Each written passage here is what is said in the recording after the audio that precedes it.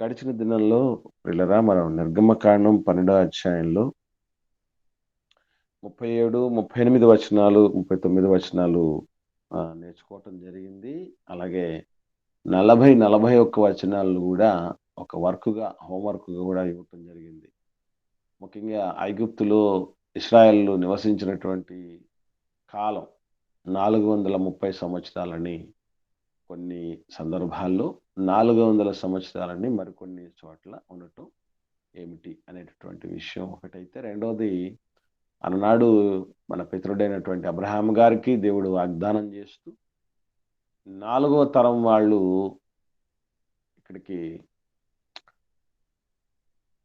తిరిగి వచ్చేస్తారు, కనానుకు తిరిగి వచ్చేస్తారు అని చెప్పడం జరిగింది. 4వ తరం వారు.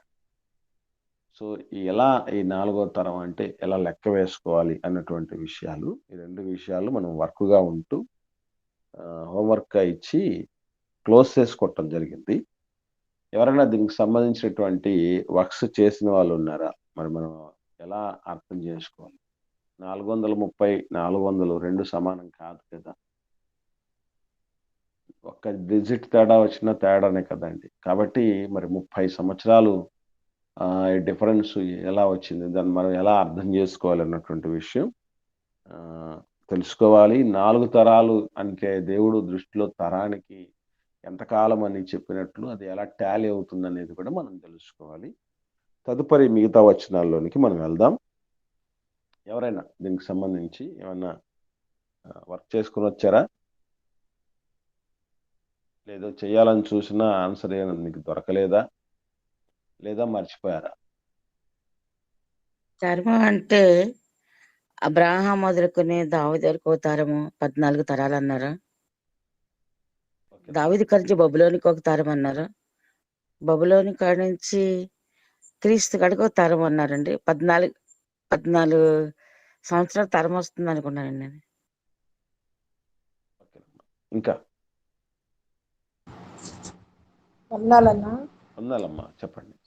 తరం అంటే 100 సంవత్సరాలు లెక్కేసుకున్నా అబ్రహాం గారి దగ్గర నుంచి 4వ తరంకి 400 సంవత్సరాలు అయిందన్న.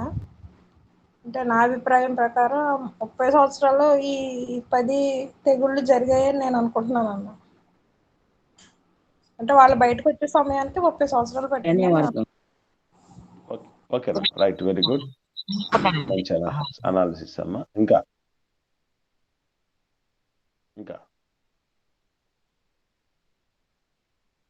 మార్గం కూడా కలుపుకొని 430 సంవత్సరాలు లెక్కేస్తారేమో అనుకున్నా. Okay right. సో ఇక్కడ రకరకాలైనటువంటి విషయాలు తెలియపరచడం జరిగింది. మిగతా వాళ్ళు ఎవరన్నా మాట్లాడాలి ఉన్నారండి?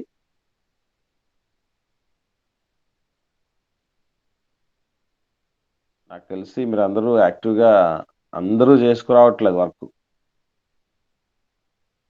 అందరూ నాకైతే అర్థం కాలేదన్నా, అంటే టాలీ కాలేదన్నా, క్లారిటీ అవ్వలేదు. ఓకేనమ్మా, రైట్, వెరీ గుడ్. ఓకే పిల్లరా, ఇక్కడ మనం ఐగుప్తులో ఇశ్రాయేలీలు జీవించిన కాలము అని క్లారిటీగా దేవుడు చెప్పాడు కదా. ఎక్కడ మనం చూసాం? 40వ వచనం, నిర్గమకాండం 12వ అధ్యాయము 40వ వచనంలో ఇశ్రాయేలీయులు ఐగుప్తులో నివసించిన కాలము 430 సంవత్సరములు. యాక్చువల్లీ దీనికోసం మనం పెద్దగా గింజుకోవాల్సిన పని లేదు. కరెక్ట్గా ఆలోచన చేయండి. ఆదికాండం 15వ అధ్యాయంలో మన పితరుడైనటువంటి అబ్రహాం గారితో దేవుడు చెప్తున్నటువంటి ఆ మాటను జాగ్రత్తగా మనం గమనిస్తే మనకు ఆన్సరు తెలుస్తుంది. ఒకసారి 13వ వచనం చూద్దాం. 15వ అధ్యాయం 13, 14 వచనాలు. తీక్షణంగా ఈ వచనాలను చూసి నిర్గమకాండంలోనికి వస్తే ఈజీగా మనకు ఆన్సర్ అర్థం అవుతుంది. ఒకసారి ఆ 13, 14 వచనాలు ఒకటి చదవండి. చదివిన తర్వాత మీకు ఏమైనా స్ట్రైక్ అయ్యిందో చూడండి. ఈ 2 చోట్లలోనే ఈజీగా ఆన్సర్ తెలిపోతుంది మనకి.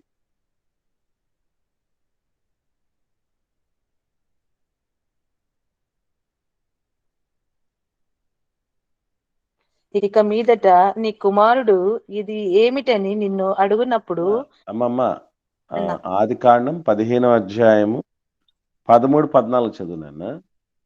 వారు 400 ఏండ్లు వీరిని శ్రమ పెట్టుదురు, వీరు ఎవరికి దాసులగుదురో అనగా ఆ జనమునకు నేను తీర్పు తీర్చుదును.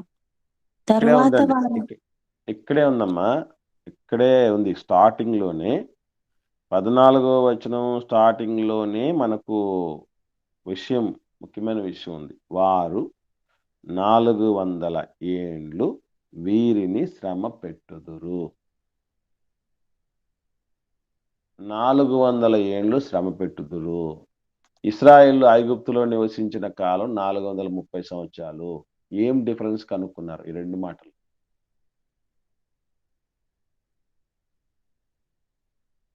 అంటే కాంట్రవర్సీ లేకుండా మనం ఆన్సర్ తెలుసుకోవచ్చు ఈజీగా.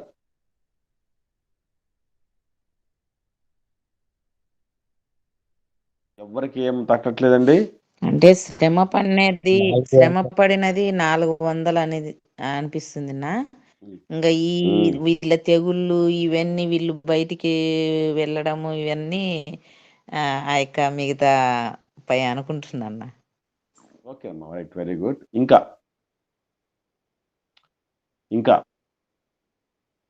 అంటే చెప్పనా తమ్ముడు సురేష్, మాట్లాడండి. అంతేనా నా అమ్మ చెప్పినట్టు 400 సంవత్సరాలు శ్రమ పెట్టిన తర్వాత ఇంకా మోషే ఆ, వాళ్ళతో వెళ్ళి మాట్లాడడం, ఈ 30 years లో ఈ శ్రమలు వాళ్ళకి ఇవన్నీ జరిగినాయని అనుకుంటున్నాను. గుడ్. ఇంకా ఇక్కడ మీరు గమనించాల్సిన విషయం ఏంటంటే వాళ్ళు కొంత రాజసం అనుభవించారు. ఎప్పుడు వచ్చింది సంకటం? ఇశ్రాయేలీలకు ఇబ్బందికరమైన పరిస్థితి ఎప్పుడు మొదలైందని చెప్పబడిందండి బైబిల్లో మనకి? యోసేపు యోసేపు చనిపోయిన తర్వాత యోసేపును ఎరుగని కొత్త రాజు రాజు వచ్చిన ప్రాణం తర్వాత. మరి అంతకు ముందు బాగానే ఉన్నట్ట కాదు చెప్పండి. అసలు ఐగుప్తులో ఉన్నట్టుగానే బాగానే ఉంది. సారవంతం, అవునమ్మా, ఐగుప్తులో సారవంతమైనటువంటి ప్రదేశం గోషెను ప్రాంతంలో ఉండేవాళ్ళు. అసలు యాకోబు గారే ఐగుప్తులోకి వచ్చిన తర్వాత యాకోబు గారు ఎన్నేళ్ళు ఉన్నారు తెలుసండి ఐగుప్తులో? యాకోబు గారు ఎంతకాలం ఉన్నారు ఐగుప్తులో? 17 ఏండ్లు ఉన్నాడన్న. 130 సంవత్సరాల వయసు ఉన్నప్పుడు ఆయన రావటం జరిగింది ఐగుప్తుకి. 17 ఏళ్ళు ఆయనే ఉన్నాడు. ఆయన చనిపోయిన తర్వాత మరికొంతకాలం కూడా ఇశ్రాయేలీలు సుభిక్షంగా బతికారు. ఇంతకు యాకోబు గారు 17 ఏళ్ళు ఉన్నాడా అనేది మనకు తెలియటానికి ఒకసారి ఆది కాండము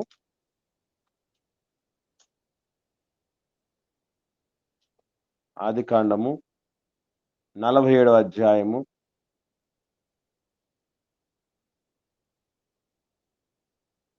28వ వచనం చూడండి, ఒకరు చదవండి, అర్థమవుతుంది అక్కడ మనకి. యాకోబు ఐగుప్తు దేశములో 17 సంవత్సరములు బ్రతికెను. చూడండి, ఐగుప్తు దేశంలో ఆయనే 17 ఏళ్ళు బతికాడట.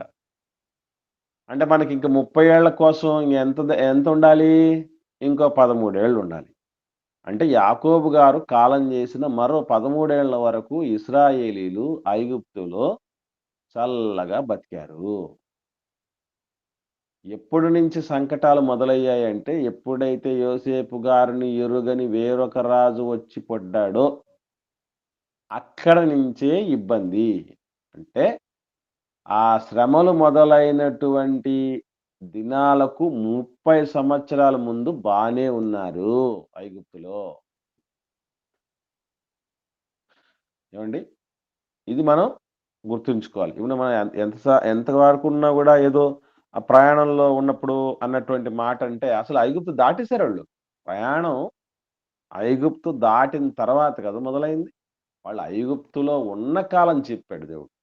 మనం దాటిన తర్వాత ఆలోచించిన విషయాలు మంచిది కాదు. ఒకటి. రెండోది ఏంటంటే ఇప్పుడు తెగుళ్ళ కాలం అన్నారు. ఈ తెగుళ్ళ కాలంలో కూడా బానిసత్వంలో ఉన్నారా? ఇశ్రాయేలు సుభిక్షంగా ఉన్నారా?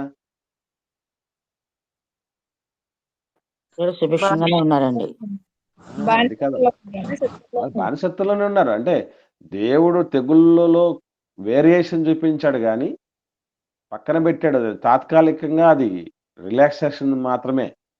పూర్తిగా బానిసత్వం నుంచి ఏం పక్కకు పోలేదు కదా. వదిలిపెట్టలేదు. ఫరో కిందే ఉన్నారు కదా వాళ్ళు.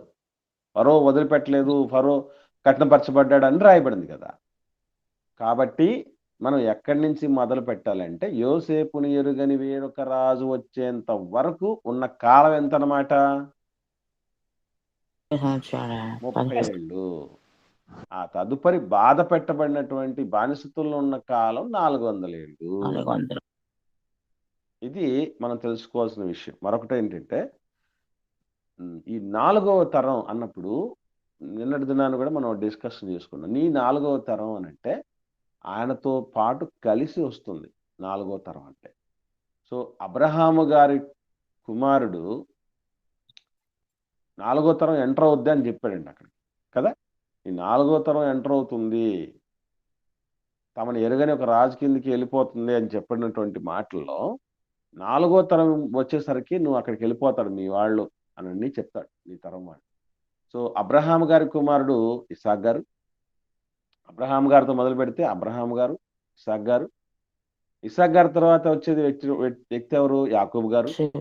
యాకోబు గారి తర్వాత వచ్చే వ్యక్తి యోసేపు గారు. సో యోసేపు గారితో మొదలైపోయింది ఐగుప్తులో ఆ జర్నీ. ఇది మనందరికీ తెలుసు. బయటికి వచ్చేటప్పుడే సమయానికి కూడా 4 తరాలు ఉంటాయని చెప్పాడు. అంటే ఈ తరాలు కూడా లేవి గారితో, లేవి వెళ్ళిపోయాడు కదా పిలిచే సమయానికి, యాకోబు గారిని పిలిచే సమయానికి లేవి గారు కూడా వెళ్ళారు కదండి. సో లేవి గారితో మొదలు పెట్టుకొని బయటకు వచ్చిన వాళ్ళు తరం కూడా 4 తరాలు అయ్యాయి. లేవి కుమారుడు ఎవరండి? లేవి కుమారుడికి ఇంకొక ఆయన కుమారుడు, ఆయన కుమారుడు తర్వాత వచ్చినటువంటి కుమారుడు మోషే గారు. అంటే లేవి గారికి ముని మనవాడు ఎవరంటే మోషే గారండి. వీళ్ళందరూ ఎంతెంత కాలం బతికారు ఏంటి అనేటటువంటి విషయాలు కూడా చాలా స్పష్టంగా రాయబడ్డాయి బైబిల్లో. నిర్గమకాండం 6వ అధ్యాయం 16వ వచనం నుండి 20వ వచనం వరకు చూడగలిగితే, నిర్గమకాండం 6వ అధ్యాయం 16వ వచనం నుండి నేను చదువుతాను చూడండి. లేవి కుమారుల పేరులు వారి వారి వంశావళుల చొప్పున ఏవేవనగా గెర్షోను, కహాతు, మెరారి. లేవి 137 ఏళ్ళు బ్రతికెను. అది నోట్ చేసి గుర్తుపెట్టుకోండి. లేవి 137 ఏళ్ళు బతికాడు. నెక్స్ట్ కహాతు కుమారులు అని రాయడం జరిగింది. మరి గెర్షోను, మెరారి సంగతి ఏంటి? లేవికి 3 కుమారులు. ఆ 3 కుమారుల్లో గెర్షోను గురించి అలాగే మెరారి గురించి ఇవ్వకుండా కహాతు గురించి మాట్లాడుతున్నాడు. ఎందుకు తెలుసా? ఇంతకుముందు కూడా మనం న్యూస్ డిస్కస్ చేసేటప్పుడు మనం మాట్లాడుకున్నాం. జస్ట్ గుర్తుందో లేదో మీకొని చెప్పండి. అంతేనమ్మా. అంటే యాక్చువల్లీ వంశావళుల గురించి దేవుడు చెప్పేటప్పుడు ఎవరి దాకా తీసుకురావాలి అని అనుకుంటాడో దాన్ని మాత్రమే దేవుడు ప్రస్తావనలోకి తీసుకుని వస్తాడు. ఆ లైన్ని మాత్రమే తీసుకుని వస్తాడు. ఇప్పుడు మీ నాన్నకి ఎంతమంది పిల్లలు అని అంటే ఆ వ్యక్తి యొక్క పిల్లలే చెప్పాలి. పెదనాన్న పిల్లలు, చిన్నాన్న పిల్లలు వీళ్ళతో సమయం ఉంది. అర్థమవుతుందండి? అందుకే దేవుడు ఏం చేశాడంటే లేవికి 3 కొడుకులే, కానీ మిగతా 2 కొడుకులు పక్కన పెట్టి, ఎందుకంటే ఇప్పుడు మోషే గారి దగ్గరికి విషయం తీసుకురావాలి. మోషే గారి మీద దృష్టి సారింప చేయటానికి తీసుకొస్తున్నటువంటి విషయం. లేవి కుమారుడు కహాతు. ఆయన కుమారుడు ఎవరు, పిల్లలు ఎవరు అని అంటే చెప్తున్నారు చూడండి 18వ వచనంలో. కహాతు కుమారులు అమ్రాము, ఇస్హారు, హెబ్రోను, ఉజ్జీయేలు. కహాతు 133 ఏళ్ళు బతికారు. లేవి ఎన్నేళ్ళు బతికారండి? 137 అండి. 137 ఏళ్ళు బతికాడు ఆయన. ఆయన కుమారుడు కహాతు 133 ఏళ్ళు బతికాడు. తర్వాత ఏం జరిగింది? ఆ వ్యక్తి యొక్క కుమారుడు ఉన్నాడు. ఆయన ఎవరు అని అంటే ఇదిగో చూడండి, కహాతు కుమారులు ఎవరు అంటే మనం నేర్చుకున్నామండి, అమ్రాము అని. అంటే ఇసహారు, హెబ్రోను, ఉజ్జియేలు వీళ్ళ గురించి చెప్పలేదు మళ్ళీ. ఎందుకంటే మనకు అమ్రాము గారిలో నుంచి ఎవరు వస్తారు? మోషే గారు మోషే గారు వస్తారు. కాబట్టి అందుకే అక్కడ రాయబడిన చూడండి, అమ్రాము 20వ వచనం, తన మేనత్త అయిన యోకెబెదును పెళ్లి చేసుకొనెను, ఆమె అతనికి అహరోనును మోషేను కనెను. అమ్రాము 137 బతికెను. టోటల్ గా మనం గమనించుకుంటూ వస్తే ఇప్పుడు 3 తరాలు వచ్చాయి. ఎవరెవరండి? లేవి లేవి గారు, కహాతు గారు, అమ్రాము గారు. ఇంకా 4వ తరం ఎవరున్నారు? మోషే గారు మోషే గారు. ఆయన ఎన్నేళ్ళు బతికారండి?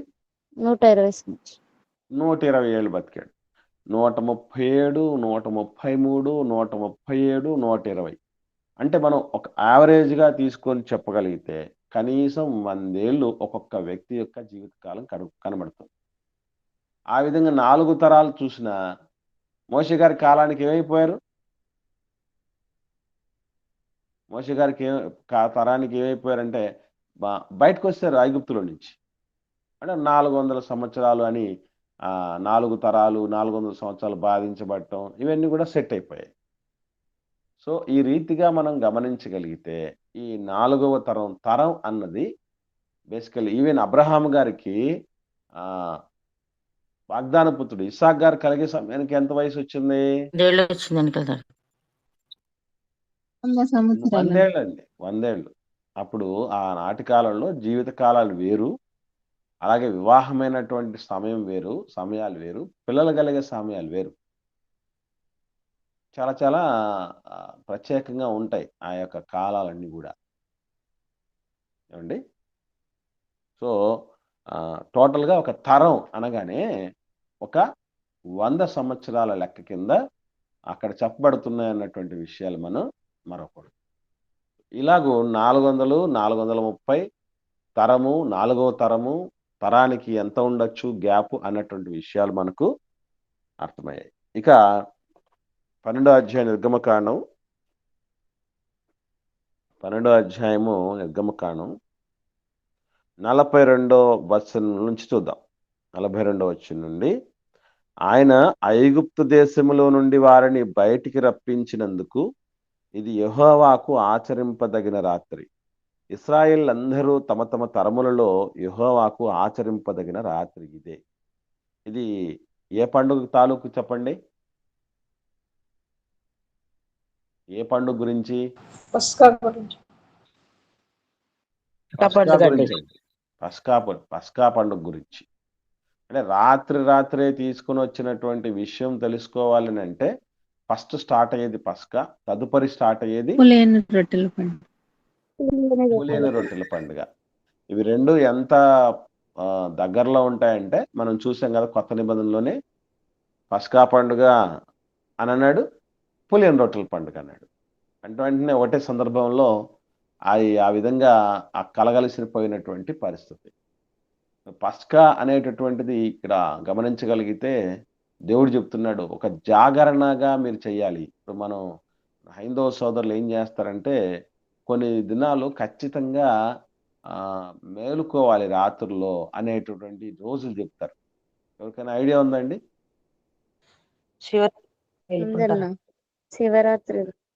శివరాత్రి, ఇంకా రంజాన్ టైం. హైందవ సోదరుల విషయం చెప్తున్నానమ్మా, మీరు వేరే చోటుకి వెళ్ళారు. ఇంకా స్వామి దాంట్లో కూడా జాగరణ చేస్తారన్న నైట్ అంతా. కూడా జాగరణ చేస్తారు. అది ఆ ముక్కోటి ఏకాదశి అనే రోజున, అలాగే శివరాత్రి రోజున జాగారం చేస్తే పాపాలన్నీ పోతాయని వాళ్ళలో ఒక నానుడి, ఒక ఆచారం ఉంది. ఇక్కడ దేవుడు కూడా ఏం చెప్తూ ఉంటున్నాడు అంటే ఆ రాత్రి మీరు ఆచరించాలయ్యా. ఎందుకంటే మధ్యరాత్రి వేళే కదా ఐగుప్తీయుల యొక్క తొలి సంతానపు వధ జరిగింది. అదే మధ్యరాత్రి వేళ ఇశ్రాయేల్ మీద కుక్క నాలుక కూడా ఆడించని పరిస్థితి వచ్చింది అప్పుడే కదా. కాబట్టి ఇదంతా మీరు గుర్తుపెట్టుకోవటానికి ఆ విమోచన అంటే దేవుడు చేసిన మేలలో దేన్ని మరవకు నా ప్రాణమా అని ఒకరోజు మనం ఆ కీర్తనాకారుడు అనుకున్నటువంటి విధానం దేవుడు ఏం చేస్తున్నాడంటే ఒక ఆచరణగా నేర్పిస్తున్నాడు, మర్చిపోకండి. చాలా మందికి నిత్యం మనం జ్ఞాపకం చేసుకోవటానికి ఒకనాడు సంవత్సరం రావాలి దేవుడి విమోచన గుర్తు రావాలంటే ఇశ్రాయేలీయులకి మనకు దేవుడు మనకు కలుగజేసిన విమోచనలు ప్రతినిత్యం గుర్తుండాలి. అలా గుర్తుండినప్పుడే మనం మరింత కృతజ్ఞతగా, మరింత బాధ్యతాయుతంగా, మరింత భక్తిగా, మరింత భయంతో జీవించటానికి అవకాశం ఉంటుంది కదా. ఎందుకంటే ఈ జీవితమే మనది కాదు. మీరు మీ సొత్తు కాదు, కొనబడ్డాం మనం. పెట్టి కొనబడిన వారు. విలువ పెట్టి కొనబడ్డవారు అని చెప్పండి. మరి కొనబడినటువంటి వ్యక్తులు ఎవరైతే కొనుక్కున్నారో వాళ్ళ కోసమే జీవితం ధారాదత్తం చేయాలి. కాబట్టి నా పరిపూర్ణమైనటువంటి శక్తి, సామర్థ్యం, సమర్థత, తలాంతులు అన్నీ కూడా మొదటిగా అగ్రతాంబూలం అంటారే, అలాగ నా దేవుడికి ఉపయోగపడాలి అనేటటువంటి భావన మనం ఏనాడు మర్చిపోకూడదు. ఇప్పటి వరకు మనకు వెళ్ళిపోయినటువంటి జీవితకాలం, ప్రాయం ఒకసారి మనం ఆలోచన చేసుకుంటే ఎంత వృధాపరుచుకున్నామో ఆ విలువైన దాన్ని, ఆ దేవుడి చేతిలో సాధనం కాకుండా. ఇంకా మీదట అయినా సరే అలాంటి డ్యామేజ్ జరగకుండా జాగ్రత్త పడడానికి అవకాశం. కాబట్టి పిల్లరా, ఇది నిత్యం మనం గుర్తుపెట్టుకోవాల్సినటువంటి విషయం. అందుకే దేవుడు చెప్తున్నాడు, ఎలాంటి రాత్రి అని చెప్తున్నాడు, అది ఆచరింపదగిన రాత్రి. కానీ ముందు మిగతా రాత్రుల సంగతి ఏంటి? గుర్ర పెట్టి నిద్రపోదగిన రాత్రులు అవన్నీ. ఇది మాత్రం ఆచరింపదగినటువంటి రాత్రి. ఎవరెవరు చేయాలది? తమ తమ తరాలలో యెహోవాకు ఆచరింపదగిన రాత్రి. అంటే తరాలన్నీ కూడా అలాగా ఆచరించుకుంటూ పోవాల్సినవి. ఒక్క తరానికి జరిగింది, అది తరతరాలు కొనసాగాలి. 1947లో స్వాతంత్రం వచ్చింది, ప్రతి సంవత్సరం వేడుకలు చేసుకుంటున్నాం. అట్లాగా ఐగుప్తు నుంచి విడుదల కలుగజేశాడు దేవుడు. కానీ ఆ విడుదలను మనం నిత్యం జ్ఞాపకం చేసుకోవాలి. ఎందుకనంటే అదే మన పునాది. అక్కడ ఆ సమయంలో అలా దేవుడు విమోచించకపోతే, సంహార దూత దాటిపోకపోయి ఉంటే మన పితరులందరూ బతికేవాళ్ళు కాదు. ఇశ్రాయేల్ వాళ్ళలో నుంచి లోకరక్షకుడు వచ్చేవాడు కాదు. ఆయనే లేకపోతే మనం ఎవ్వరం కూడా ఈరోజు ప్రార్థన గుంపులో ఉండేవాళ్ళు కానీ, సంఘానికి వెళ్ళేవాళ్ళు కానీ, సహవాసాలు ఉండేవాళ్ళు కానీ, దేవుడి గురించిన అనేకమైన సత్యాలు, జీవిత పరమార్థాలు, మన జీవితాలకు సంబంధించిన విషయాలు తెలుసుకొని పరలోక తీరాలకు చేరుకునేవాడు కానీ ఎప్పుడు ఉండేవాడు కాదు. ఆ రోజు ఆ మహాదేవుడు కలగజేసిన ఆ విమోచన ఈరోజు మనందరికీ ఫలాలు అందిస్తుంది. దేవుడు అంతేనండి, లాంగ్ లాస్టింగ్ అంటే ఎక్కువ కాలం ఫలాలను ఇచ్చే విధంగా ఆయన ప్లాన్స్ చేస్తూ ఉంటాడు. అప్పుడప్పుడు ఈ మధ్యకాలంలో చెప్తున్నారు, ఈ ఫైనాన్షియల్ బ్యాలెన్సింగ్ విషయంలో చెప్తూ మనకు యాక్టివ్ ఇన్కము, ప్యాసివ్ ఇన్కమ్ అని 2 రకాల ఇన్కమ్స్ ఉంటాయండి. విన్నారా ఎవరన్నా? యాక్టివ్ ఇన్కమ్, ప్యాసివ్ ఇన్కమ్ అని ఉంటాయి. కొంతమందికి ఏ ఇన్కమ్ ఉండదండి, అది వేరే సంగతి. యాక్టివ్ ఇన్కమ్, ప్యాసివ్ ఇన్కమ్ అంటే, యాక్టివ్ ఇన్కమ్ అంటే పని చేస్తేనే పైసలు రావటం, అది యాక్టివ్ ఇన్కమ్ అంటారట. ప్యాసివ్ ఇన్కమ్ అంటే ఒక్కసారి పని చేసి వదిలేస్తే దాని ద్వారా ఎంతో సంపాదించుకుంటూ ఉండొచ్చట. పెద్ద పెద్ద వ్యక్తులు, లక్షల మంది సబ్స్క్రైబర్స్ ఉన్నటువంటి యూట్యూబ్ ఛానల్స్ వాళ్ళు ఒకసారి మెసేజ్ మాట్లాడతారు, ఒకసారి పాట అప్లోడ్ చేస్తారు. అవి జనాలు లక్షల కొలది, వాళ్ళందరూ చూస్తున్న కొలది, మిలియన్ల కొలది చూసేవాళ్ళు ఉంటారు, బిలియన్ల కొలది చూసేవాళ్ళు ఉంటారు. వాళ్ళు చూసే కొలది దానికి యూట్యూబ్ నుంచి పైసలు వస్తాయి. ఒక్కసారి వాళ్ళు మాట్లాడారు, ఒక్కసారి వాళ్ళు పాట రిలీజ్ చేశారు, కానీ అవి చూసే కొద్దీ వాళ్ళకి పైసలు. అది ప్యాసివ్ ఇన్కమ్ అంట. ఏమండి? ఇక్కడ మీరు గమనించగలిగితే దేవుడు చెప్పినటువంటి ఈ పద్ధతి ఏదైతే ఉందో, ఈ ఆచరణకు సంబంధించినటువంటిది, ప్రతినిత్యం మనం ఇన్కములు ఎలాగైతే 2 రకాలుగా చేసుకోవాలో, ఈ విషయాలన్నీ దేవుడు కలగజేసినటువంటి విమోచన జ్ఞాపకం చేసుకోవటం 2 రకాల ఇన్కముల కింద వస్తాయండి మనకి.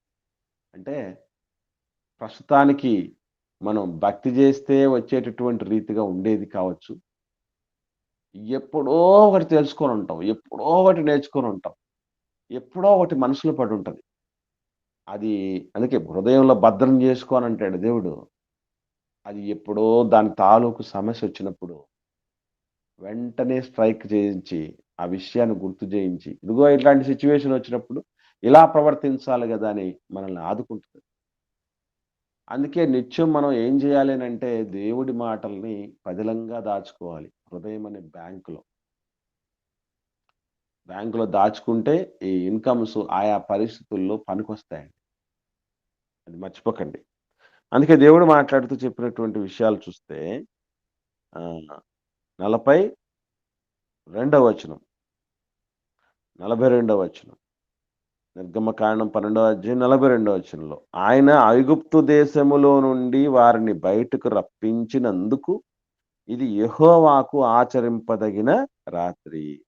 ఇశ్రాయేలందరూ తమ తమ తరములలో యెహోవాకు ఆచరింపదగిన రాత్రి ఇదే. అసలు కొన్ని కొన్ని పండుగలు మామూలుగా పండుగలు అనగానే పగలు చేసుకుంటారు కదా.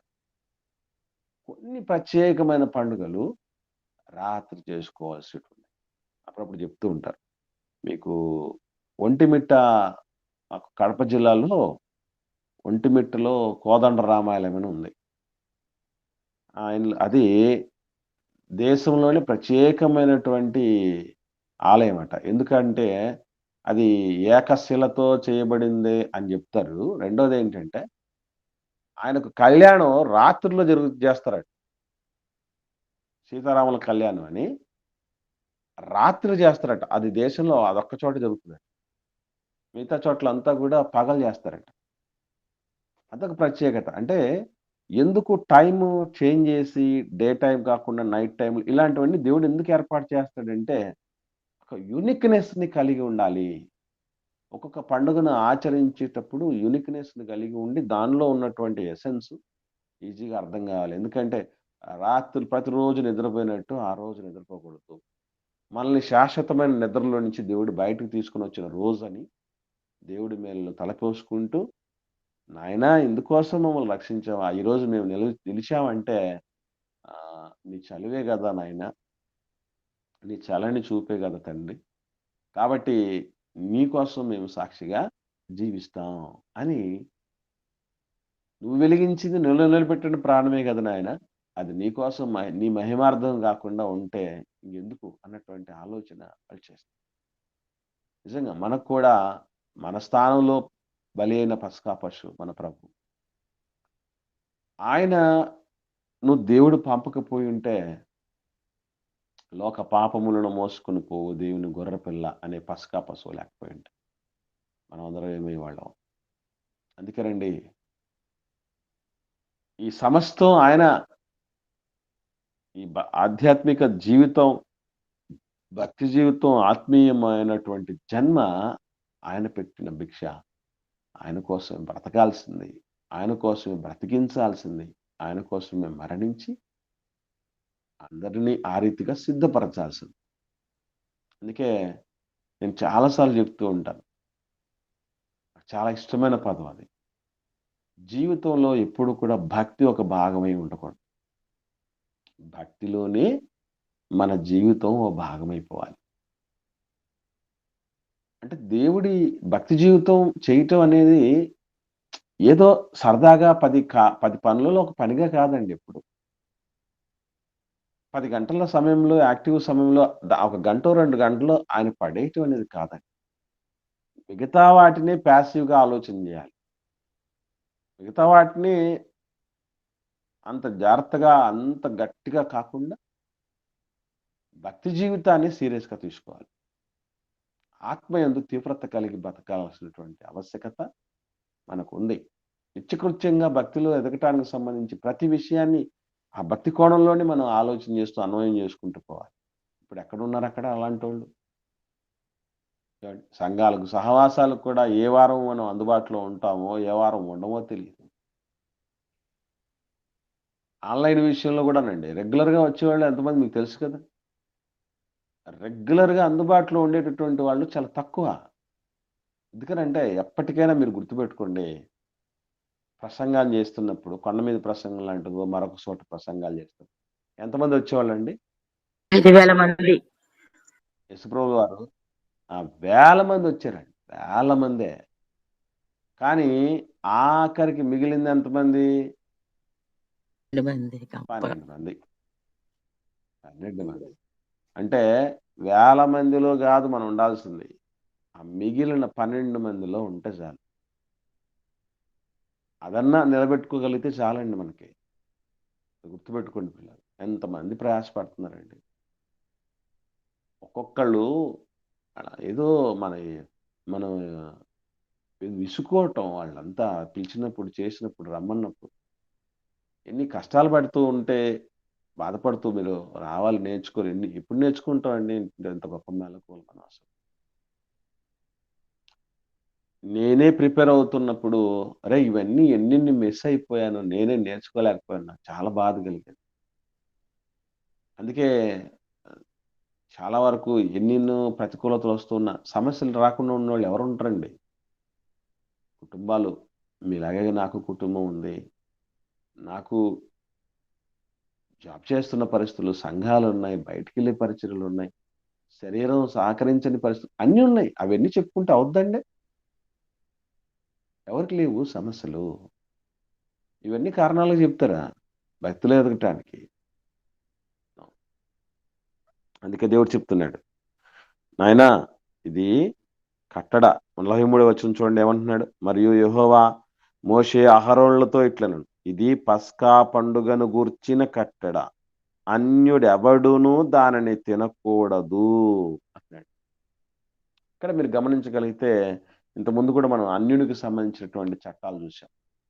ఇక్కడ ప్రత్యేకంగా మరలా పస్కాకు సంబంధించి ఎవరు తినాలి ఎవరు తినకూడదు అనే దాని మీద ఫోకస్ చేస్తున్నాడు దేవుడు. ఎవరు తినాలి ఎవరు తినకూడదు అంటూ అన్యుడు తినకూడదు అన్నాడు. ఎందుకు తినకూడదు అంటే దేవుడు విమోచించింది అన్యుణ్ణి కాదు కదా. ఇప్పుడు చిన్న ఎగ్జాంపుల్ చెప్తాను. ప్రభు బల్ల అందరు తినచ్చా? కూడదండి, బాప్తీసం తీసుకున్న వారే. తినకూడదండి బాప్తీసం. అది ఎలాగైతే, ఎందుకంటే అక్కడ పస్కా పశువు, ఇక్కడ మన పస్కా పశువే ప్రభు. ఆయన రొట్టె రూపంలో మారటం జరిగింది. ఎవరైతే రక్షించబడి ఉంటారో, ఎవరైతే విమోచించబడి ఉంటారో, ఎవరైతే ప్రత్యేకించబడి ఉంటారో, ఎవరైతే పరిశుద్ధపరచబడి ఉంటారో, ఎవరైతే దేవుడి సొత్తై ఉంటారో వాళ్ళే తీసుకోవాలి. అది ఎలా కరెక్టో ఇక్కడ కూడా అన్ని జనులు తీసుకోకూడదు. కాకపోతే కొన్ని ఎగ్జాంప్షన్స్ ఇస్తున్నాడు దేవుడు. ఏమిటది అంటే 44వ వచనం, వెండితో కొనబడిన దాసుడు సున్నతి పొందిన వాడైతే దానిని తినవచ్చును. అప్పుడు సున్నతి అనేటటువంటిది ఏం చేసేవాళ్ళు అని అంటే, ఒకవేళ ఇశ్రాయేలీలోనికి కలిసి వచ్చిన కొంతమంది ఉన్నారు కదా, మిశ్రిత జనం వచ్చిందని చూసాం కదా మనం. అన్ని జనులు, అనేకమైనటువంటి అన్ని జనులు అందరూ కూడా బయటకు వచ్చారని రాశారు, చూశారు కదా. 38వ వచనం చూడండి, 38వ వచనం చూడండి, ఒకరు చదవండి ఏమనుంది. నిర్గమకాండం 12వ అధ్యాయం 38వ వచనం.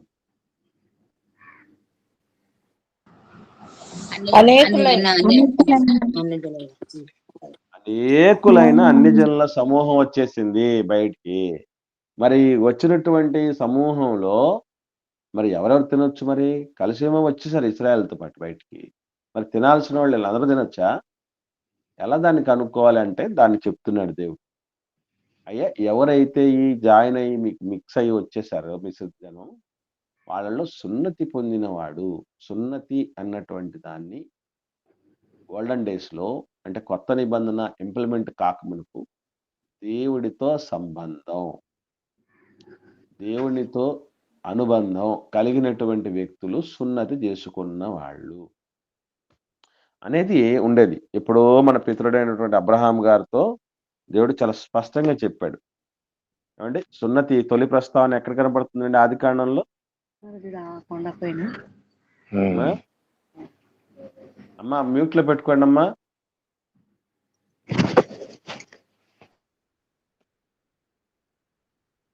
సున్నతి గురించిన తొలి ప్రస్తావన ఎప్పుడు కనపడుతుందండి? ఆదికాండంలో ఏ అధ్యాయంలో కనపడుతుంది? ఎవరికైనా ఐడియా ఉందా?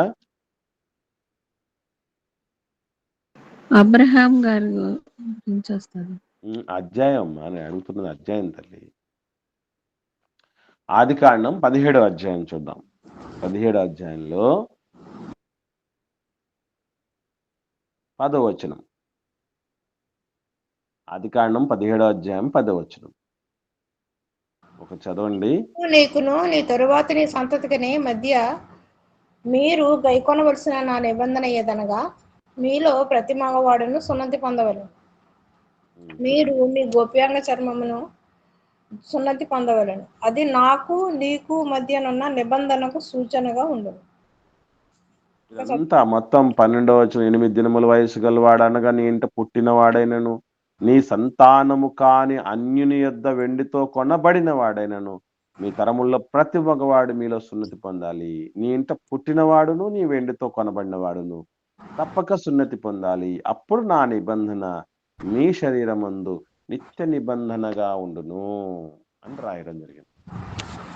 అంటే ఇప్పుడు మనం జాగ్రత్తగా గమనించగలిగితే ఆ రోజు దేవుడు కూడా అన్యుడు ఉంటాడు. అమ్మ మ్యూట్లో పెట్టుకోండి అక్క. అమ్మ ఎస్తరమ్మ గారు.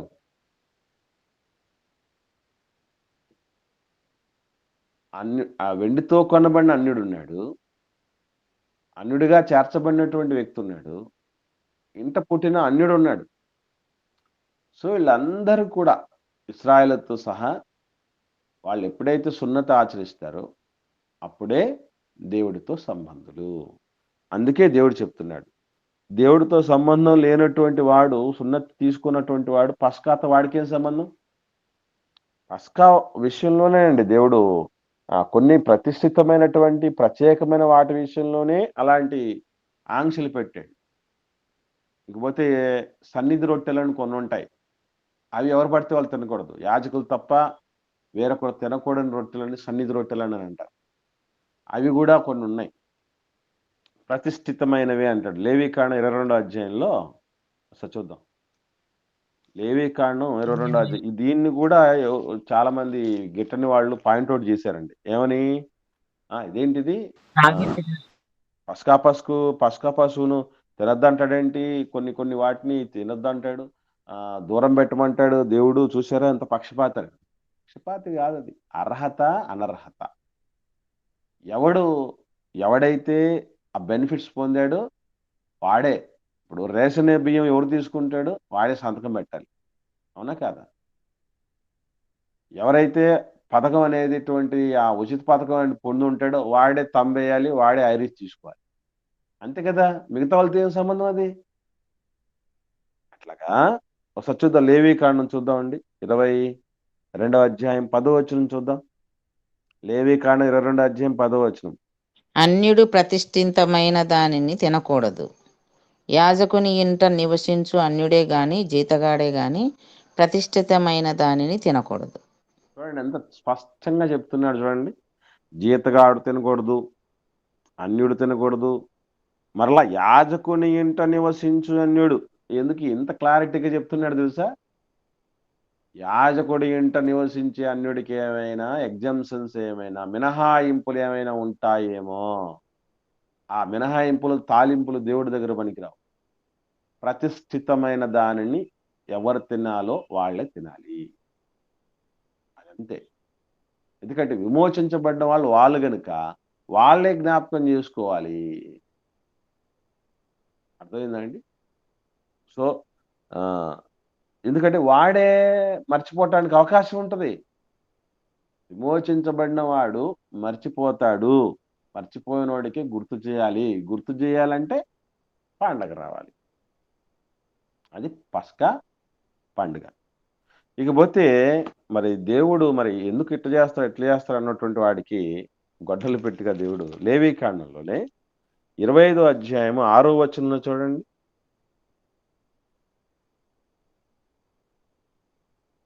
లేవీకాండం 25వ అధ్యాయం 6వ వచనం.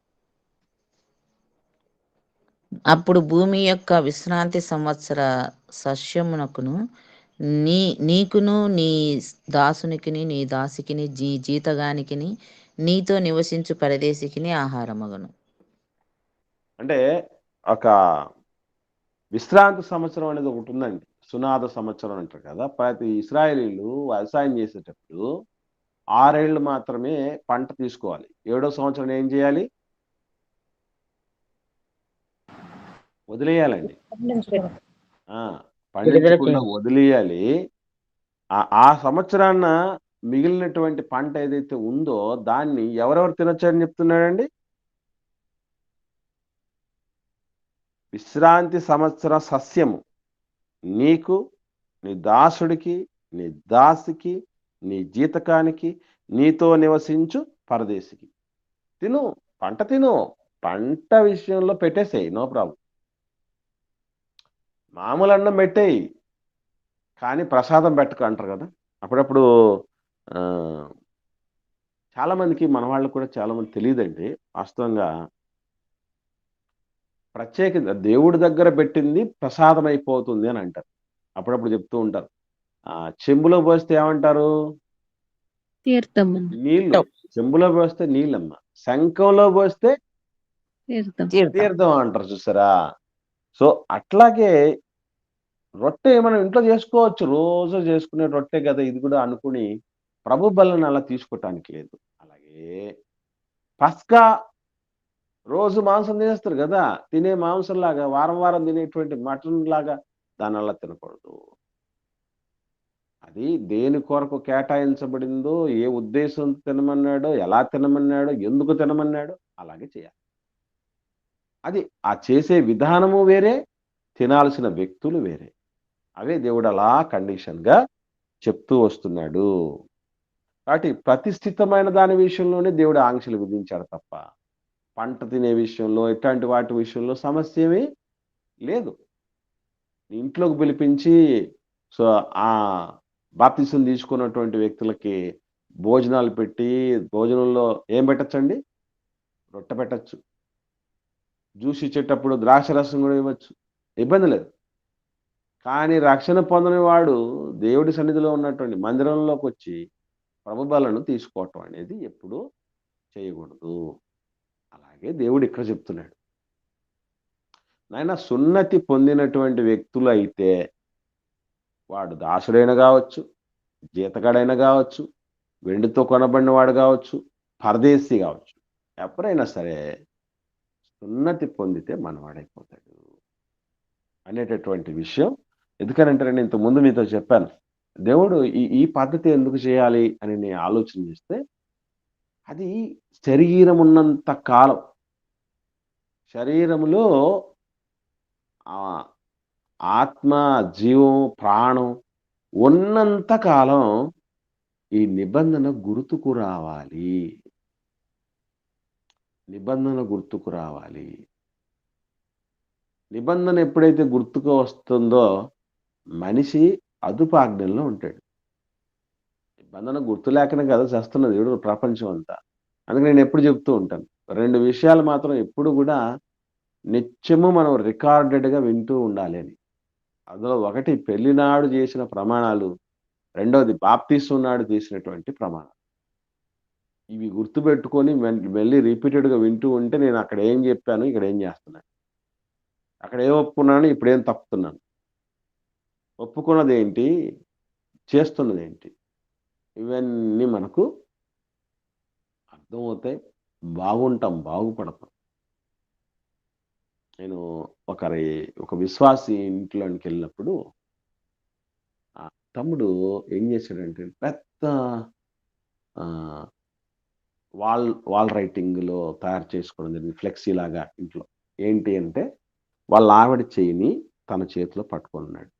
అంటే చేతులే, జస్ట్ 2 చేతులు, అమ్మాయి చెయ్యి, అబ్బాయి చెయ్యి. అది పట్టుకున్న ఇమేజ్ పైన ఉంది. దాని కింద ఇది మొదలుకొని చావు మనలను ఎడబాపు వరకు లేమి ఎందును కలిమి ఎందును వ్యాధిలోను బాధలోను ప్రతి విషయంలో నేను నిన్ను పోషించి నిన్ను సంరక్షించి నా పెళ్లి భార్యగా నిన్ను స్వీకరిస్తున్నాను. ఆ రోజు పెళ్లి రోజు ప్రమాణం చెప్తారే, అదంతా తాటికంత అక్షరాల్లో రాసి పెట్టుకొని అతికించుకున్నాడు. చిత్రమైన విషయం ఏంటంటే పిల్లోడు చెప్పినటువంటి విషయాలు పిల్లోడు రాసుకున్నాడు, కానీ మరి పిల్ల చెప్పిన సంగతి ఏంటి? అమ్మాయి చెప్పినటువంటిది కూడా అమ్మాయిది కూడా ఉండాలి. నీదంటే రెడీ చేసుకున్నావు, నాది కూడా రెడీ చేసి పెట్టు, నాకు కూడా గుర్తుండాలి కదా అనే ఆలోచన అమ్మాయి చేయలే, అబ్బాయి చేశాడు. కాబట్టి ఇద్దరిది ఉండాలి, ఇద్దరికి ఉండాలి నిబంధన, చాలా ప్రాముఖ్యమైనది. కాబట్టి ప్రియులరా, దేవుడు ఎంత నమ్మదగినవాడో, ఎంత నిబద్ధతతో ఉన్నవాడో గమనించండి. ఎవడైతే దగ్గరికి రాలేకపోతున్నాడో వాడినే దూరం పెట్టమంటున్నాడు. వాడికి ఇంట్రెస్ట్ లేదు కదా, వదిలే, లిమిట్. ఎందుకంటే గుర్రాన్ని నీటి తొట్టి దాకా తీసుకురాగలం, దాని చేత నీళ్ళు తాగించలేము. గుర్రం మీద ఉన్నోడు కదా మనిషి, అడిగే కలగాలి. మీరు రోజు రెగ్యులర్గా ఇంత టెన్షన్గా వచ్చి వింటున్నారు, చేస్తున్నారు, పార్టిసిపేట్ అవుతున్నారు. నిజంగా ఒక మాటలో చెప్పాలంటే టార్చర్ అనుకోకుండా భరిస్తున్నారంటే అర్థం ఏంటంటే మీకు తెలిసింది ఆ టేస్ట్, అది అర్థమైంది. కాబట్టి ఒకవేళ ఎవరు పిలిచినా పిలవకపోయినా, ఒకవేళ ఇప్పుడు అమ్మ ఫోనే చేశారనుకోండి, ఫోన్ చేస్తే రాకూడదని మీరు గట్టిగా అనుకున్నారు, ఎవడొస్తాడిక? మీకు కలగాలి, ఓకే మర్చిపోయాములేండి ఇది. కానీ ఇది కొంతకాలమే ఉండాలి, కొంతకాలం తర్వాత మీకే అది అడిక్షన్ లాగా ఉండిపోవాలి. అది మర్చిపోకండి. ప్రతిసారి ఏమండి సంకనెత్తుకొని భోజనం ఎంతకాలం తినిపించాలి పిల్లలకి? 10 ఏళ్ళ వరకు తినిపించారు కొంతకాలమే. పిల్లలకు 10 ఏళ్ళ వరకు తినిపించారు ఎవరన్నా? ఏదే మనం తినడం అలవాటు చేసిన తర్వాత, రుచి చేసిన తర్వాత వాడే పడాలి మీద, పాత్రల మీద, వంట పాత్రల మీద వాడే పడాలి. అప్పుడు పిల్లలకు అర్థమైందిరా అని అనుకోవటానికి కదా. కాబట్టి అర్థం చేసుకోవాలి, అవి నేర్చుకోవాలి. నిబంధనలు చాలా ముఖ్యమైనవి. ధర్మమును ఆచరించు వాడికి కీడేమీ సంభవించదు, దేవుడు చెప్పినటువంటి సత్యం. దైవ చట్టాల్లో ఆయన అదుపాకుల్లో బతికిన ప్రతిసారి జీవితం చాలా బాగుంటుంది, హ్యాపీగా ఉంటుంది. కాబట్టి దేవుడు ఈ మాట చెప్పాడు. 46వ వచనం చూసి మనం ముగించుకుందాం. నిర్గమకాండం 12వ అధ్యాయము 46వ వచనంలో ఈ ఒకే ఒక వచనంలో 3 నియమాలు చెప్పాడు దేవుడు. ఈ వచనంలో 3 నియమాలు చెప్పాడు.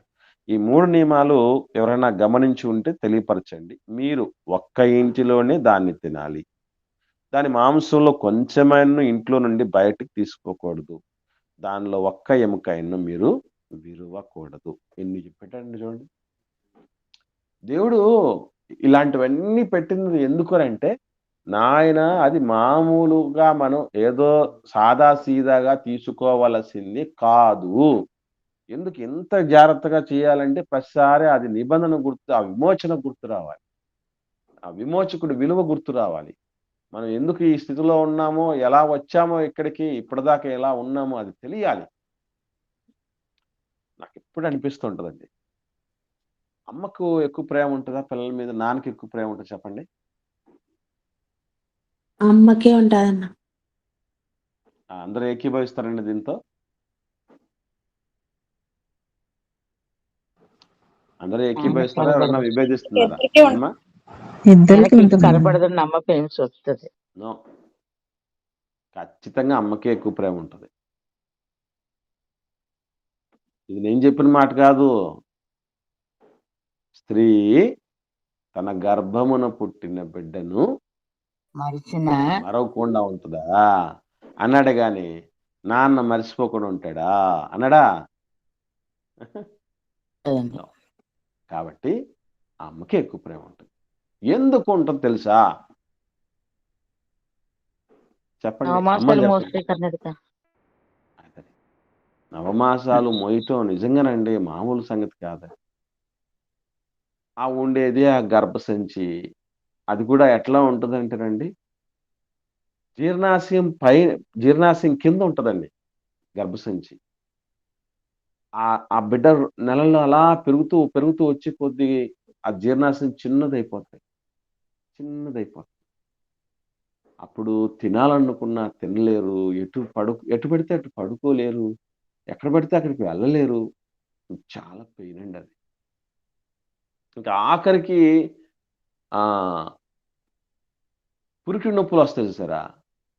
అంత పెయిన్ భరించింది కాబట్టే అమ్మకి అంత ప్రేమండి. అప్పుడప్పుడు మీరు చూడండి, చాలా కష్టపడి సంపాదించుకున్నానురా నేను ఈ ఉద్యోగాన్ని.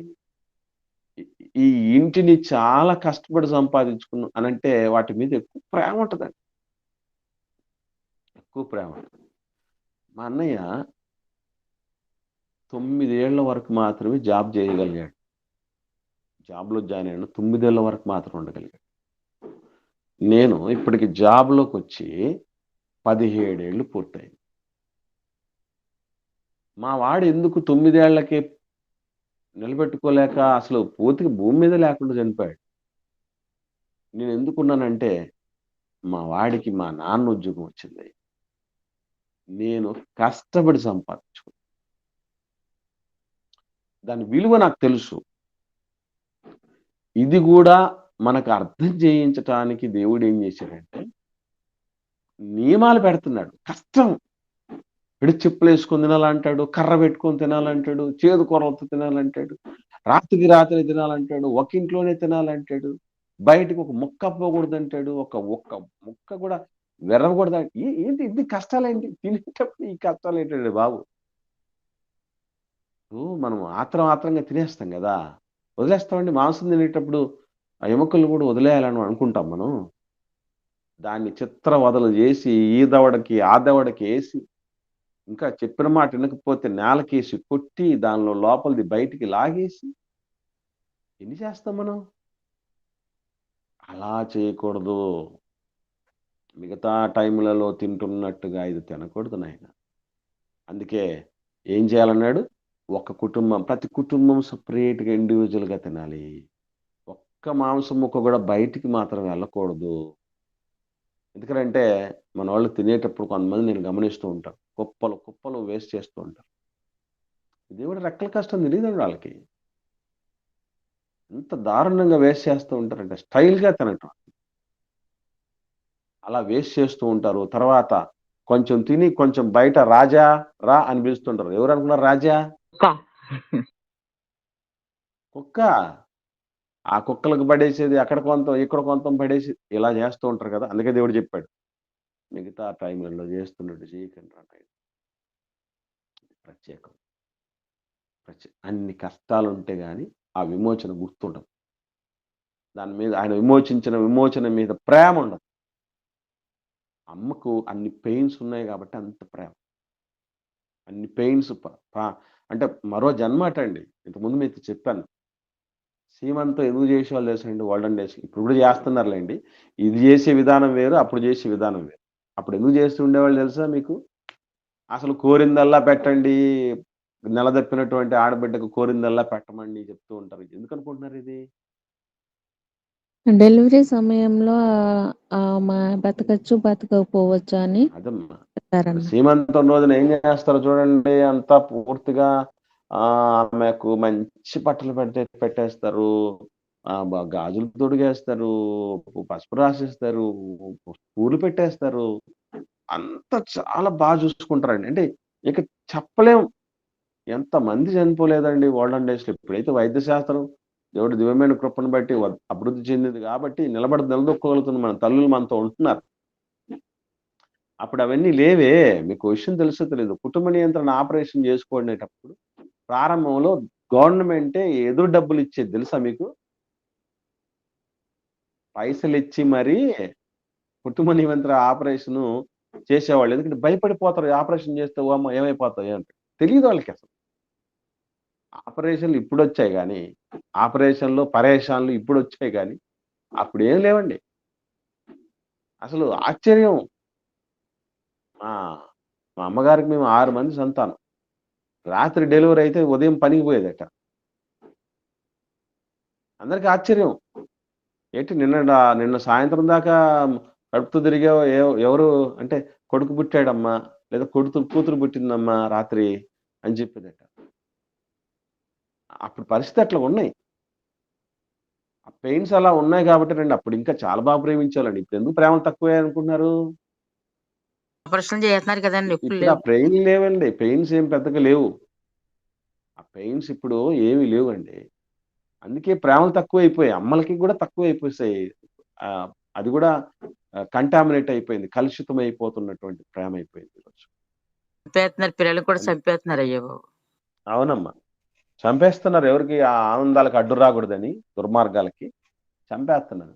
వన్స్ ఇట్లాంటి తల్లులు మనం ఎప్పుడు చూడలేదండి అసలు. కారణం ఏంటంటే ఎంత పెయిన్ ఉంటే అంత గెయిన్ ఉంటుంది.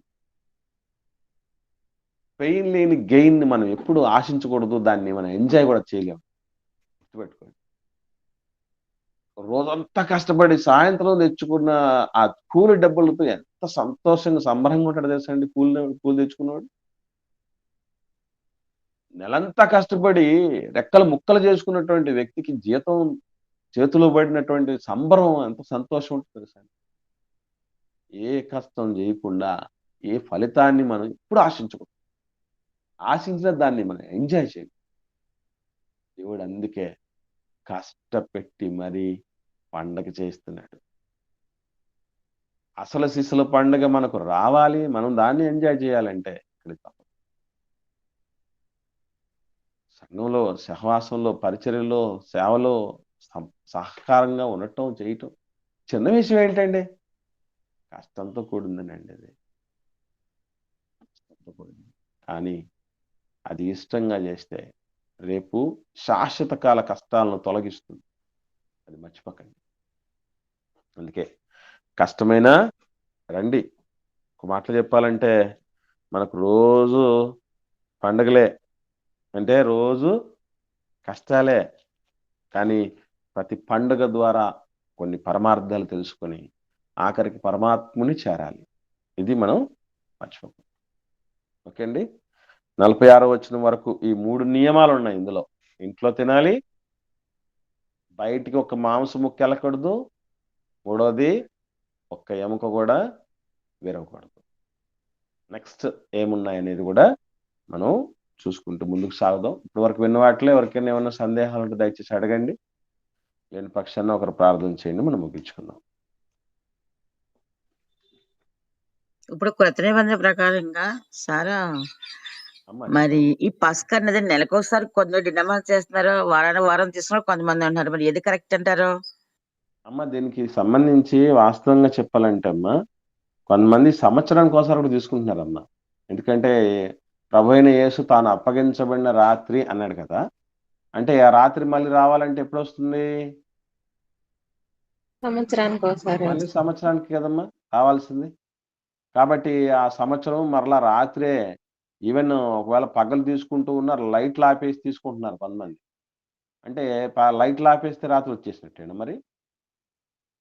అసలు వాస్తవంగా దేవుడు చెప్పినటువంటి మాట ఏంటంటే ప్రభువు మాత్రం రాత్రి ఇచ్చాడు అనే మాట రాయబడింది. ఎందుకంటే మరుసటి రోజు తెల్లవారికి ఏమవుతాడు యేసుప్రభుల వారు? పెడతాడు కదండి మరి. ఆయన మరి అందుబాటులో లేని పరిస్థితి ఉంటుంది. కాబట్టి ఆ రాత్రికి అది అవకాశం అలా కుదురుబాటు అయింది. కానీ మనల్ని మాత్రం రాత్రి చేయమని లేదు, సంవత్సరానికి ఒకసారి చేయమని చెప్పలేదు, నెలకొకసారి చేయమని చెప్పలేదు, ఆదివారం ఒకసారి కూడా చేయమని చెప్పలేదు. ఇప్పుడు ప్రభు మనకి ఎప్పుడు జ్ఞాపకం రావాలండి?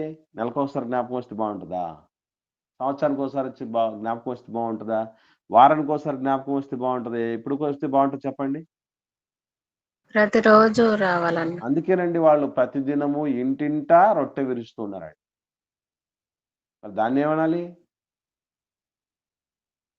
కాబట్టి మనం ప్రభు జ్ఞాపకమందు ఉండగలగాలి. అనగా ఆయన కట్టడలు, ఆయన ఆజ్ఞలు ఏవైతే మనకు చెప్పాడో మనల్ని చేయమని, మనం చేయొద్దని, అది నిత్యం చేస్తూ ఉండటమే ప్రభు మనకు జ్ఞాపకం ఉండటం. అది నిత్యము జరగాలి. కాకపోతే దాన్ని ఇప్పుడు రొట్టె తంతుతో దాన్ని కలపటం జరిగింది. అది మర్చిపోయిన వాళ్ళకి, ప్రారంభ దశలో ఉన్న వాళ్ళకి, విగ్రహారాధన చేసే వాళ్ళు చెప్తూ ఉంటారు. ఏమనంటే కాన్సంట్రేషన్ డైవర్ట్ కాకుండా ప్రారంభ దశలో ఉన్నటువంటి వ్యక్తులను కరెక్ట్‌గా దృష్టి సారించటానికి, నిగ్రహంగా ఉండటానికి విగ్రహాన్ని ఏర్పాటు చేస్తారట. రాను అది పోయి ఇందులో గూడా ఏమీ లేదు. అసలు పరమాత్ముడు అక్కడున్నాడు అని ఆయన మీద భక్తి ఎళ్ళిపోయే విధంగా తయారవుతారట. అట్లాగే ఈరోజు ప్రభువు యొక్క శరీరము, ఆ రసము, ఆ సాదృశ్యంగా ఉన్నవి తీసుకోవటం ఉద్దేశ్యం ఏంటి? ప్రభు జ్ఞాపకం నుండి. ఇప్పుడు నేను రోజు దేవుడి సేవలో ఉన్నానండి. రోజు పరిచర్యలో ఉన్నాను. ఆయన కోరినట్టుగా బతుకుతున్నాను. ఇప్పుడు ప్రత్యేకంగా జ్ఞాపకం చేసుకోవాల్సిన పని లేదు నేను. ఎందుకంటే జ్ఞాపకం చేసుకున్నాను కాబట్టి ఏమున్నాను? పనిలో ఉన్నాను. పరిచర్యలో ఉన్నాను. పవిత్రంగా ఉండగలుగుతున్నాం. కనుక మనం అది జ్ఞాపకంలో ఉంచుకోవటం ముఖ్యంగానమ్మా. ఎప్పుడు చేస్తున్నాము అనేది కాదు ముఖ్యం. నెలకొకసారి చేయమన్న నియమం లేదు. సంవత్సరానికి ఒకసారి చేయమన్న నియమం లేదు కొత్త నిబంధనలో. వారానికి ఒకసారి చేయమన్న నియమం లేదు. కానీ రోజు చేసినటువంటి సందర్భాలే ఎక్కువున్నాయి.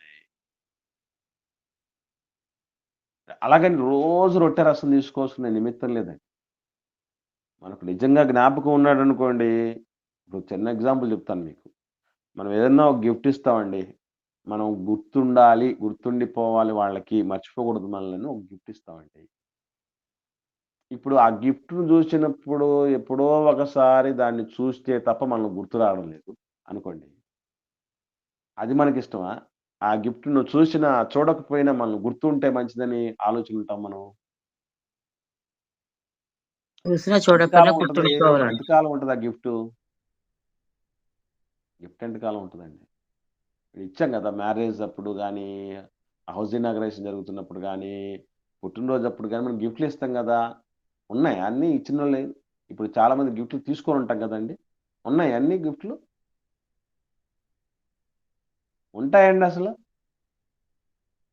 ఉండవే. ఎప్పుడో ఎళ్ళిపోతాయి అవి. కాబట్టి మనం క్రీస్తును ప్రభువుగా మన హృదయాల్లో ప్రతిష్ఠించుకోవటం ముఖ్యంగానమ్మా. అది రాత్రా, పగలా, సంవత్సరానికోసారా, నెలకొకసారా, వారానికోసారా ఇది నిమిత్తం కాదు. చాలా సహవాసాలు అలా చేస్తున్నారు. ఎందుకు అంటే ప్రభు వల్ల కొంచెం భారభరితమైనటువంటి పరిస్థితి. దానికోసం ఏదో ప్రిపరేషన్ కావాలి అనే ఉద్దేశంతో నెలకొకసారి చేసేవాళ్ళు. అదే హోలీ కమ్యూనియన్ మంత్‌లో ఫస్ట్ సండే మాత్రం ఇచ్చేవాళ్ళు చాలా సంఘాలు ఉన్నాయి.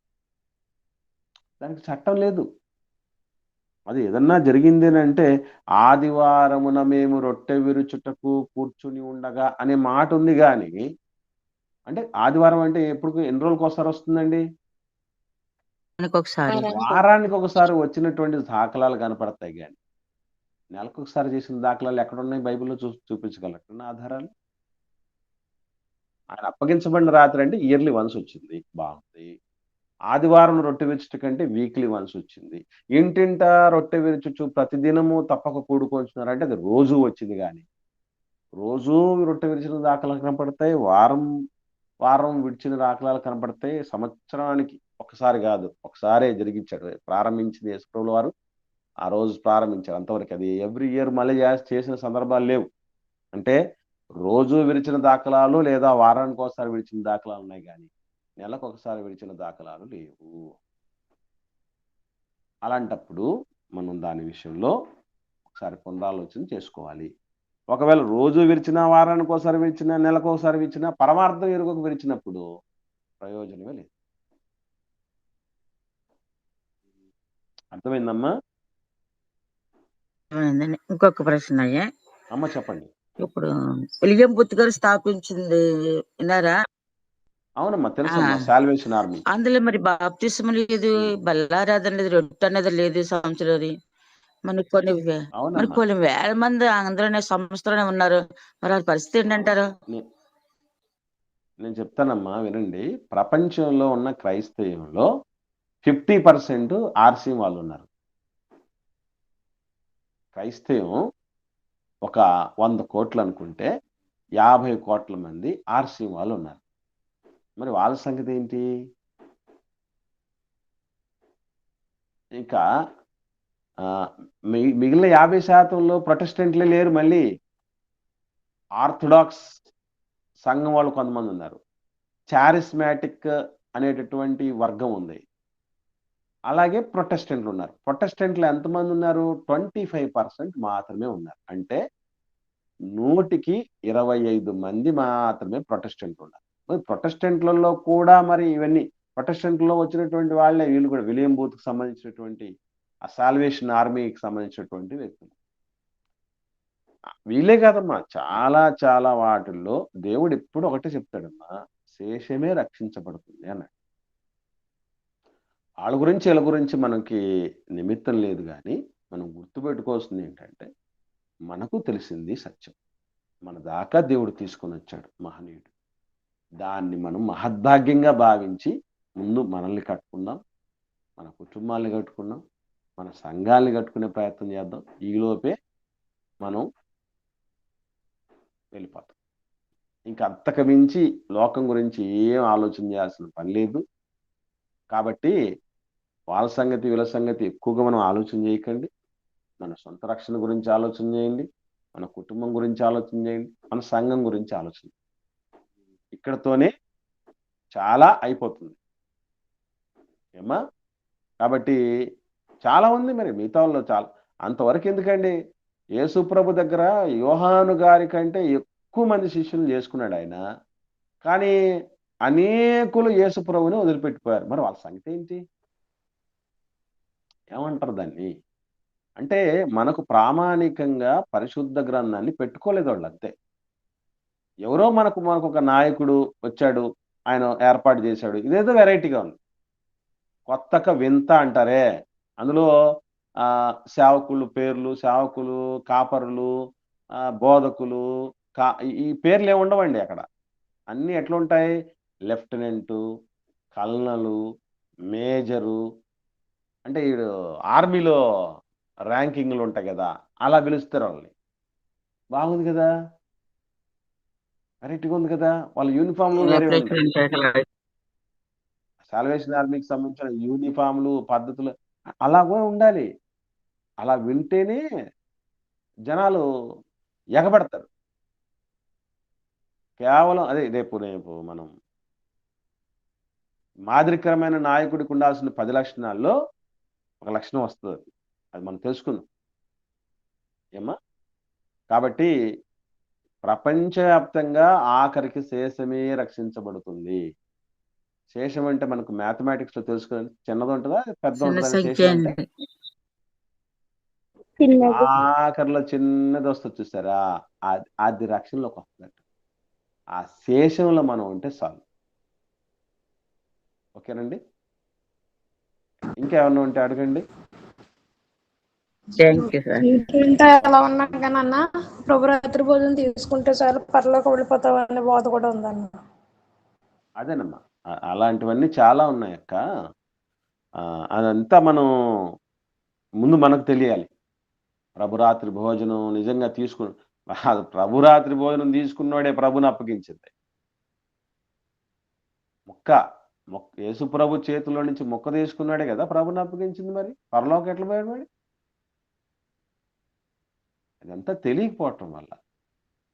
బల్ల తీసుకున్నంత మాత్రం చేతి పరలోకం పోతాం అంటే అందరికంటే ముందు ఇస్కరియోతు యూదా వెళ్ళి ఉండాలి. ఎందుకంటే ఇస్కరియోతు యూదా కూడా బల్ల తీసుకున్నాడు కదా. మరి మొక్క ముంచి యేసు ప్రభు చేతిలో నుంచి తీసుకున్నాడే అంత దారిదోలకు పోతే మళ్ళంటి వాళ్ళ సంగతి ఏంటి? ఇప్పటిదాకా బాప్తీసం తీసుకుంటే అయిపోయింది మన సంగతి అనుకునేవాళ్ళు, బల్ల తీసుకుంటే అయిపోయింది అనుకునేవాళ్ళు, చాలా చాలా పరిస్థితి అనుకుంటూ ఉంటాం. ఏంటైపోయింది అసలు? కాదు. ఆ భ్రమలో నుంచి మనం బయటకు రావటానికి దేవుడు మనకు మంచి భాగ్యం ఇచ్చాడు. దాన్ని మనం సద్వినియోగం చేసుకుందాం. ఇంకా భక్తి జీవితాన్ని ఇంకా నమ్మకంగా, ఉన్నతంగా, జ్ఞానవంతంగా కట్టుకోవడానికి, మన పని నిలవటానికి మనం ప్రయత్నం చేద్దాం, ప్రార్థన చేద్దాం. ఓకేనండి. ఎవరికి ఏం సందేహం లేకపోతే ఒకరు ప్రార్థన చేయండి, ముగించుకుందాం. ఇప్పటికే సమయాతీతమైంది.